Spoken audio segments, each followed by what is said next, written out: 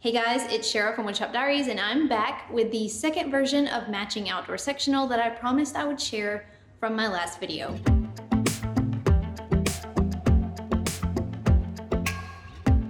Last year I shared a 5-part matching outdoor furniture collection, and ever since posting it, I've had so many requests to add a matching outdoor sectional. Since I wasn't really sure what most people would want, I decided to build 2 different versions. In the last video, I shared how to build the chaise sectional, and in this one, I'm showing how to build a sectional. I'm not really sure what you would call it, but it's basically the type of sectional that you have 2 couches that kind of butt together at the corner. So if you're ready to dive in and get building, let's go.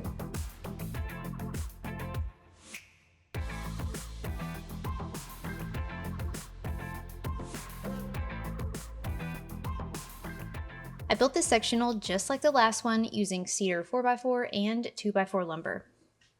I know many of you will ask, so just in case you're wondering, I've linked the cushions that I used for this project in the video description. For this version of sectional, I needed to build 2 more pieces, a 2-seater sofa and a corner piece. I already shared the 3-seater sofa in my last video, and these 2 pieces will just kind of butt up to it. Of course, I made this modular on purpose so that you can mix and match 2 3-seaters or a 3-seater and a 2-seater or 2 2-seaters, whatever you have space for. Let's start with building the corner piece first, since it's kind of the most challenging. In my last video, I explained how I glued up 2x4s to make the angled back legs and supports on the sides that didn't have an armrest. You can definitely use 4x4s and half lap them, but the 4x4s in my area were about 5 times as pricey as the 2x4s. But this is a very similar concept to a half lap, as I alternated the boards at the joint and then glued them together.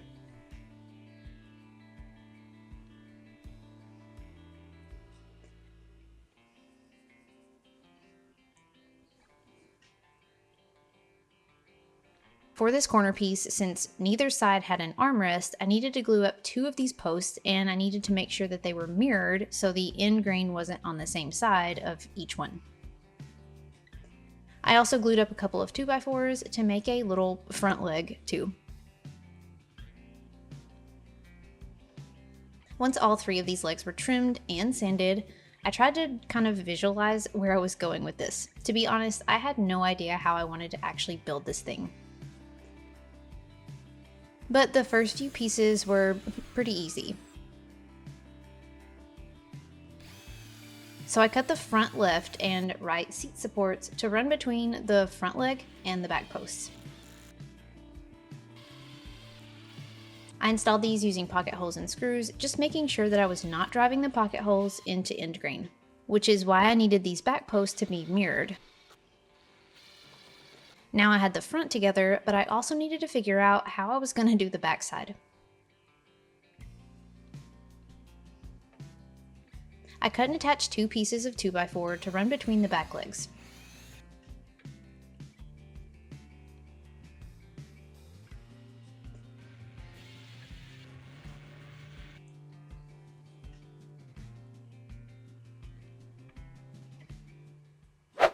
So when I'm installing this piece right here, I need it to be flush along the turn in the leg. So the top of this needs to line up with that mark.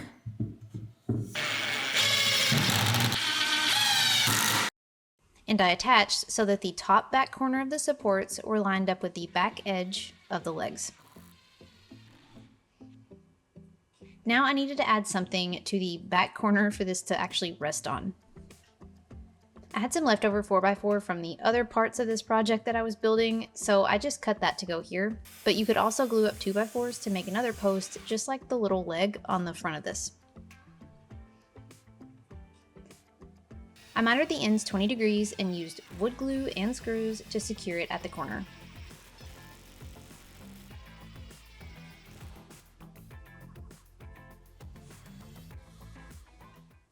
So I've tried to think of 100 different ways to install the back corner framing / support piece. This piece is complicated because both of the sides are angled at 20 degrees. So they meet in the corner here at like a weird compound angle. I'm thinking about putting these together like at a 90-degree angle and then screwing like a 2x2 in this gap here, and then cutting that at a compound 20-degree angle.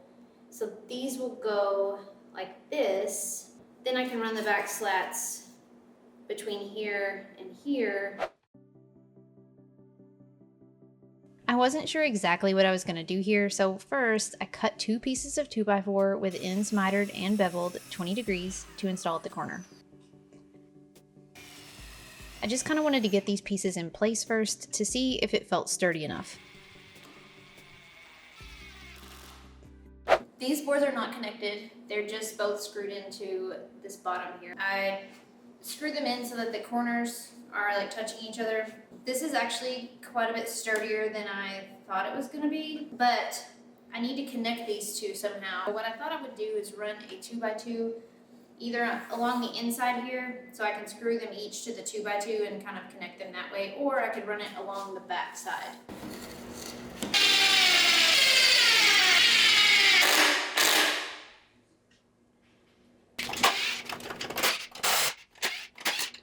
After I made sure that this back support was actually going to work, I needed to trim them to the right length. To do this, I held up a piece of 2x4 square to the angled back posts and just marked where to trim. These top ends need to be mitered 20 degrees, but not beveled.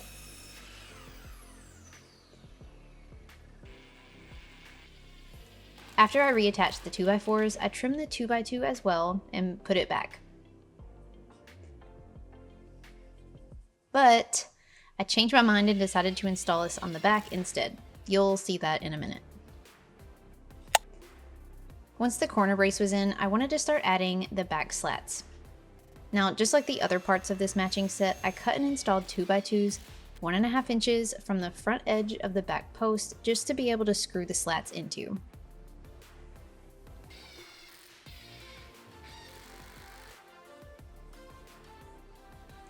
The ends that meet in the corner are beveled 45 degrees and mitered 20 degrees. I've included measurements in the build plans, but personally, I think these are much easier to just cut to fit versus trying to measure anything. So when I'm cutting these weird angles, I find it easiest to just hold the piece in place and then use a pencil to mark the direction that the cuts need to go. Then I can adjust my saw as needed to cut these directions.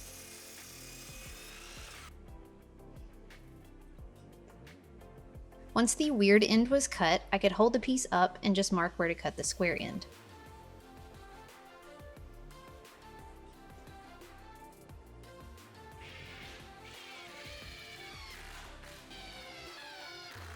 I screwed the top 2 slats in, and then I just did things out of order and went ahead and attached the seat slats before adding the rest.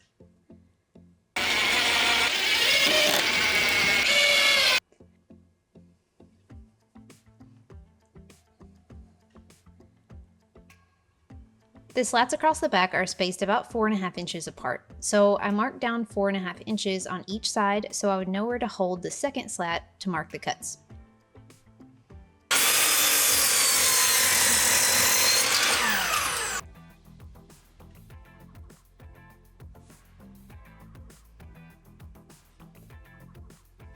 I worked my way down until all 6 slats were installed. And with that, this corner piece was finished and the rest of the build was a breeze. To make a sectional, I needed 2 sofas to butt up to each side of this corner piece. In my last video, I shared how I built the 3-seater sofa that will go on the right side, but I thought I would also share a 2-seater version to go on the left. That way, you have some options. All in all, the assembly of the 2-seater is exactly the same as the 3, just without the middle support. I don't want to completely repeat my last video, so let's fast forward this part just a little. Just like the other sofa, this one will have one side without an armrest and one side with an armrest.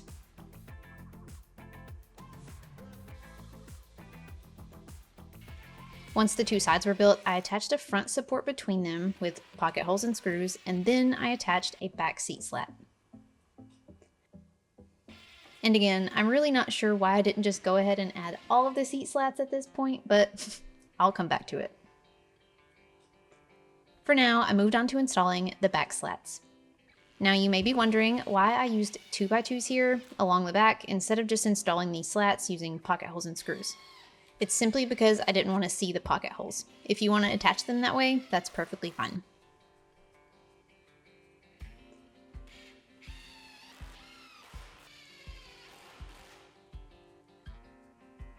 And finally, I came back to add the remaining seat slats.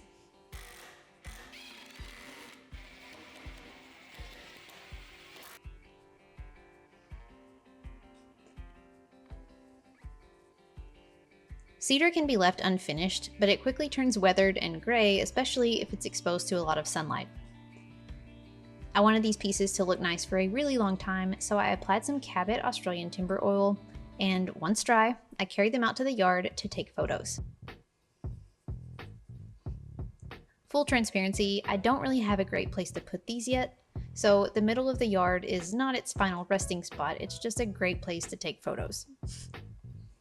So obviously I didn't attach them all together here, but I do recommend screwing these pieces together once you get them where you want them, so they'll function as a single unit and they won't scoot apart. Depending on the surface that you're putting them on, you might also consider adding some foot levelers. I added these to the matching chairs from last year and they worked really well to help just kind of keep them from rocking on uneven surfaces. I love that this sectional is large enough for me and several friends, but I'm pretty sure that Lucy and Bubby are going to be the ones deciding who can sit where. I hope you enjoyed watching this outdoor sectional come to life, and if you'd like to build one of your own, grab the printable plans in the video description below. And if you haven't seen the chaise version, be sure to check out the video right before this one. In the meantime, thanks so much for watching, friends, and until next time, happy building!